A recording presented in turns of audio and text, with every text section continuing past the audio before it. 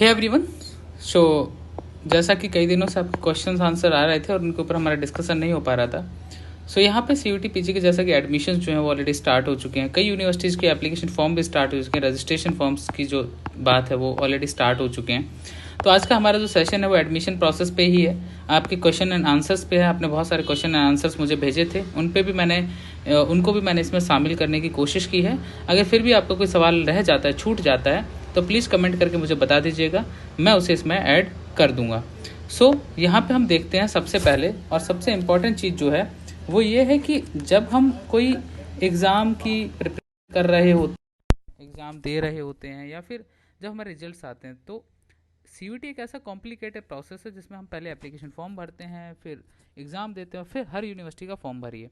और यहाँ पे प्रॉब्लम आती है हमारे स्कोर कार्ड की। अगर हमारा स्कोर कार्ड बहुत अच्छा है, अगर हम 300 में से 200 प्लस जा रहे हैं, तो हमें पता है कि टॉप 4-5 यूनिवर्सिटीज़ में हमारी तय है। लेकिन जब हमारा स्कोर कार्ड बिलो 200 होता है तो हमारे लिए प्रॉब्लम बढ़ जाती हैं। ठीक है, तो जब ये दिक्कतें होती हैं तब क्या होता है कि हमें बहुत सारे ऑप्शंस देखने पड़ते हैं। यहाँ पे कुछ यूनिवर्सिटीज जैसे केरला है, हरियाणा है, गुजरात है, EFLU है, पौंडी है, तेजपुर है, साउथ बिहार यूनिवर्सिटीज़ हैं। इन सब के जो खास करके हम देखें रजिस्ट्रेशन फॉर्म्स जो हैं, जो रजिस्ट्रेशन फॉर्म हैं एडमिशन वाले, वो ओपन हो चुके हैं। अब इन रजिस्ट्रेशन फॉर्म्स की अगर हम बात करें साथियों, तो इन रजिस्ट्रेशन फॉर्म्स में आपको अपने बेसिक डिटेल्स फिल करने होते हैं, आपको अपने कोर्सेज चुनने होते हैं, आपको अपना स्कोर कार्ड डालना होता है। कुछ यूनिवर्सिटीज़ में स्कोर कार्ड ऑलरेडी आता है क्योंकि वो NTA से सीधा डायरेक्ट डेटा लेता है। तो अब सबसे इंपॉर्टेंट है DU। सबसे बड़ी यूनिवर्सिटीज़ में DU भी आता है। DU का जो पोर्टल है वो ओपन हो रहा है 25 अप्रैल को। 25 अप्रैल से स्टार्ट होगा। आपको एक इसका कॉमन प्लेटफॉर्म होता है, वो भरना होता है। ठीक है, अब वो जो प्लेटफॉर्म है उस पर आप अपना फॉर्म भरने के बाद क्या करते हैं कि आप अपना जब डॉक्यूमेंट्स वगैरह सबमिट करते हैं उसके बाद आपको मेल आता है। DU में क्या है, कट ऑफ नहीं आता है। DU में क्या है, कट ऑफ नहीं आता है। पिछले साल तो आया नहीं था, इस साल का अभी पता नहीं आएगा कि नहीं, लेकिन कट ऑफ यहाँ पे नहीं आता। और कट ऑफ ना आने की वजह से आपके पास ईमेल आता है। तो अपना मेल आईडी ध्यान से डालिएगा कि आपका मेल आईडी क्या है। और यहाँ पे आपसे ये अकाउंट नंबर भी मांगेगा। उसी अकाउंट नंबर में अगर आपका रिफंड आएगा तो उसी में आएगा। तो DU की प्रोसेस मैं अलग से बता दूंगा आपको, लेकिन जिन यूनिवर्सिटीज़ के फॉर्म ओपन हो गए हैं वो अलग अलग सब्जेक्ट्स के लिए बेटर है।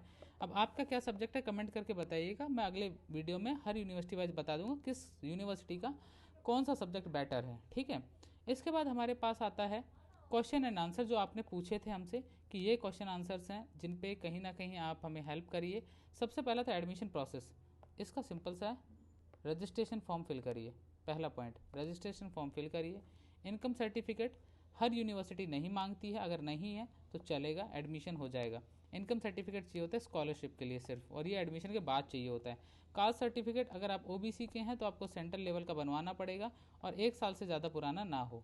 ठीक है, लेकिन अगर आप SC ST के हैं और आपके पास सर्टिफिकेट है सेंट्रल लेवल का, पुराना भी चलेगा। इंपॉर्टेंट डॉक्यूमेंट्स के बिना क्या एडमिशन हो सकता है? जी बिल्कुल हो सकता है। उसके लिए आपको देना होता है एक्सटेंशन।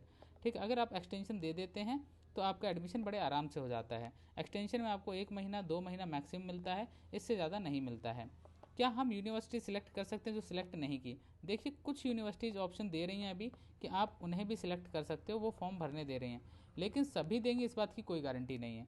तो मतलब ये है कि अगर आपने मान लो DU सिलेक्ट नहीं किया था तो अभी तक ये क्लियर नहीं है कि DU वो बंदा भर पाएगा कि नहीं जिसने DU सिलेक्ट नहीं किया था।